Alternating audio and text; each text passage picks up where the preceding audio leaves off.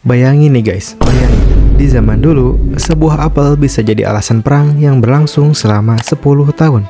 Ini apel bukan sembarang apel sih. Ini adalah kisah penuh cinta, pengkhianatan, dan strategi licik. Kisah tentang bagaimana Paris, coba Paris mana nih Paris? Dia adalah seorang pangeran dari Troya yang membawa pulang seorang wanita yang sudah memiliki suami. Paris parah banget dan membuat seluruh warga Yunani marah.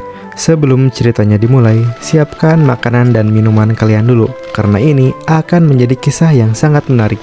Ini kisahnya. Pada suatu hari di Gunung Olympus, ada para dewa-dewi yang berkumpul untuk merayakan pernikahan Thetis. Namun, satu sosok tak diundang datang ke pesta itu. Dia adalah Eris, dewi perselisihan. Di tengah keramaian pesta, ia melempar sebuah apel emas bertuliskan untuk yang tercantik.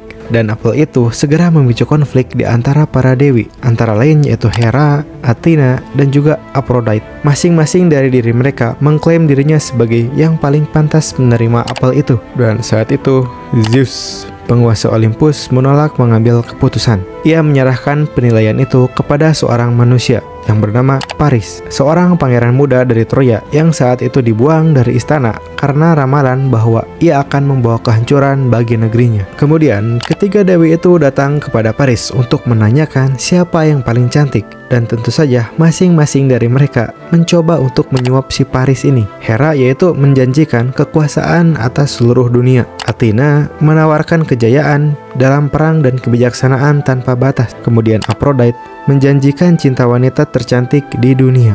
Paris pun bingung, tetapi akhirnya Paris memilih Aphrodite. Sebagai imbalan, ia mendapatkan cinta Helena, yaitu istri dari Raja Menelaus di Sparta. Paris pergi ke Yunani dan membawa Helena kembali ke Troya. Kemudian, ketika Menelaus mengetahui bahwa istrinya sudah dibawa pergi oleh Paris, ia murka. Kemudian, sang raja membentuk koalisi besar untuk menuntut Helena kembali. Mereka akan menghancurkan Troya, dan koalisi itu melibatkan banyak pahlawan legendaris seperti Achilles, Odysseus, Ajax, Diomedes, Nestor, dan masih banyak lagi. Singkat cerita, mereka berangkat dan sesampainya di Troya, perang pecah. Tetapi itu tidak seperti yang mereka bayangkan. Kota itu bertahan, tembok-temboknya tinggi dan pertahanannya kuat. Perang berlangsung selama 10 tahun tanpa kemenangan mutlak. Sahabat Achilles yaitu Patroclus mengenakan baju perangnya dan memimpin pasukan ke medan perang. Ia berhasil mendorong pasukan Troya kembali. Namun akhirnya dia terbunuh oleh Hektor, pangeran dan jenderal terbaik di Troya. Mendengar kematian sahabatnya, Achilles ini marah. Ia menantang Hektor dalam duel. Dan pertarungan mereka adalah salah satu yang paling terkenal dalam mitologi. Dua prajurit hebat bertarung di depan gerbang kota. Dan akhirnya Achilles membunuh Hektor dengan kejam. Kemudian yaitu Raja Priam, ayah dari Hektor,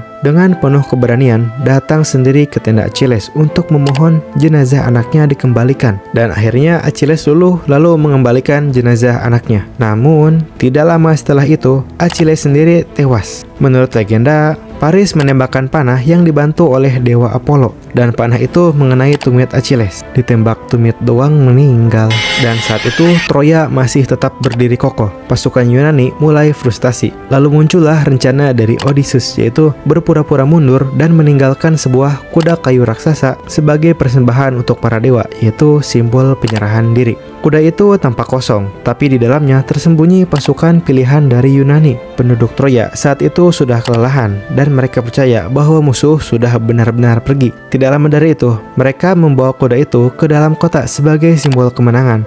Tapi guys, malamnya ketika Troya tertidur dalam pesta dan rasa aman, para prajurit keluar dari kuda dan membuka gerbang kota. Dan pasukan Yunani yang sedang bersembunyi di luar masuk ke dalam gerbang. Akhirnya Troya dibakar, rakyatnya dibantai, dan kota yang tadinya megah berubah menjadi puing-puing. Raja Priam dibunuh, dan para pahlawan Troya juga gugur. Para wanita dan anak-anak diambil sebagai tawanan, dan Helena, sumber dari semua ini, kembali ke Sparta bersama Menelaus. Dan ini sudah ada filmnya ya guys, yang berjudul Troy. Dirilis pada tahun 2004. Kalau kalian suka konten kayak gini, jangan lupa like, komen, share, dan juga follow untuk konten selanjutnya. Thank you.